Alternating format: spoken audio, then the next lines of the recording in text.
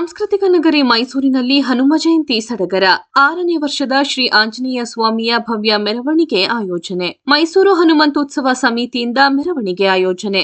ಮೆರವಣಿಗೆಗೆ ಆದಿಚುಂಚನಗಿರಿ ಮೈಸೂರು ಶಾಖಾ ಮಠದ ಶ್ರೀ ಸೋಮನಾಥ ಸ್ವಾಮೀಜಿ ಚಾಲನೆ. ಶಾಸಕ ಜಿಟಿ ದೇವೇಗೌಡ ಉಪಸ್ಥಿತಿ. ಅರಮನೆಯ ಕೋಟೆ ಆಂಜನೇಯ ಸ್ವಾಮಿ ದೇವಾಲಯದ ಬಳಿಯಿಂದ ಹೊರಟ ಮೆರವಣಿಗೆ. ಮೈಸೂರಿನ ವಿವಿಧ ಬಡಾವಣೆಗಳಿಂದ ಬಂದಿದ್ದ 12ಕ್ಕೂ ಹೆಚ್ಚು ಹನುಮ ಮೂರ್ತಿಗಳು ಮೆರವಣಿಗೆಯಲ್ಲಿ ಭಾಗಿ. ಕೋಟೆ ಆಂಜನೇಯ ಸ್ವಾಮಿ ದೇವಾಲಯದ ಬಳಿಯಿಂದ ಆರಂಭಗೊಂಡು ಅಶೋಕ ರಸ್ತೆ ಮಾರ್ಗವಾಗಿ ಚಲಿಸಿ ಇವ್ರಿನ್ ರಸ್ತೆ, ಆಯುರ್ವೇದ ಆಸ್ಪತ್ರೆ ವೃತ್ತ, ಸಯ್ಯಾಜಿರಾವ್ ರಸ್ತೆ, ದೇವರಾಜ ಅರಸು ರಸ್ತೆ, ನಾರಾಯಣ ಶಾಸ್ತ್ರಿ ರಸ್ತೆ, ಚಾಮರಾಜನಗರ ಜೋಡಿ ರಸ್ತೆ ಮಾರ್ಗದಲ್ಲಿ ಸಾಗಿ ಗನ್ ಹೌಸ್ ಬಳಿ ಅಂತ್ಯಗೊಂಡ ಮೆರವಣಿಗೆ.